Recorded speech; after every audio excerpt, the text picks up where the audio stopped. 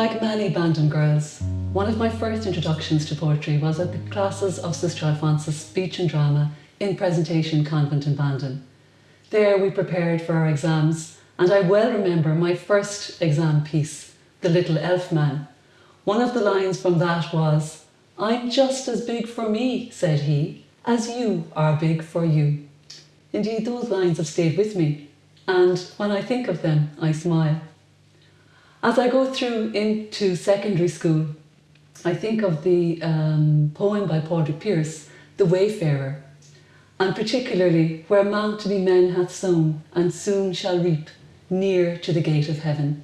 This poem reminded me of the metaphor and the similes. They were drilled into us in that first and second year in secondary school, and yet they stood with me, and those images stayed with me.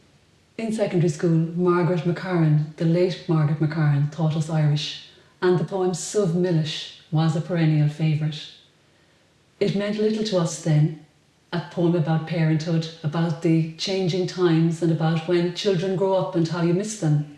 And yet now as a parent myself, it comes back to me.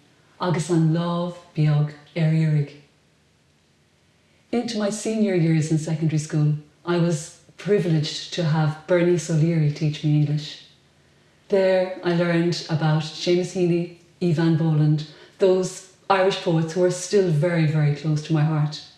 Again, looking back now as a parent, I think of Evan Boland's Night Feed and the wonder of it, the imagery of it, the simplicity of it. This is dawn. Believe me, this is your season, little daughter. The poetry of Seamus Heaney stays with us. As we think about the generations and about how one generation toiled the land and another generation, our generation, had the privilege of education and desk jobs as I sit here in my beautiful schoolroom, I think about the poem Digging. Between my finger and my thumb, the squat pen rests, snug as a gun.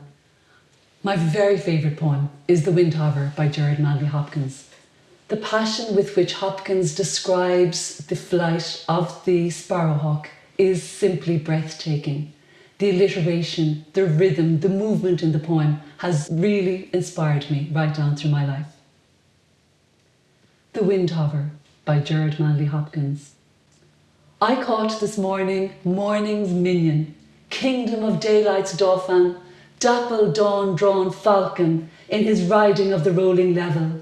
Underneath him steady air, and striding high there, how he rung upon the rein of a wimpling wing in his ecstasy. Then off forth on swing, as a skate's heel sweeps smooth on a bow bend, the hurl and gliding rebuffed by the big wind.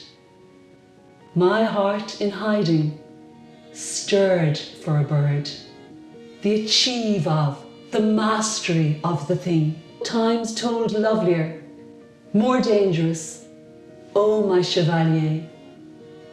No wonder of it, sheer clode makes plough down Cillian shine, and blue bleak embers, ah my dear, fall gall themselves, and gash gold vermilion.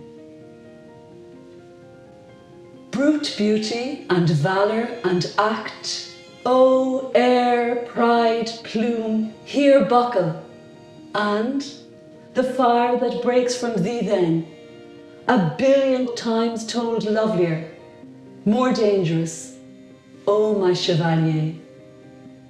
No wonder of it, sheer clode makes plough down Cillian shine, and blue bleak embers, ah, my dear, fall gall themselves, and gash gold vermilion.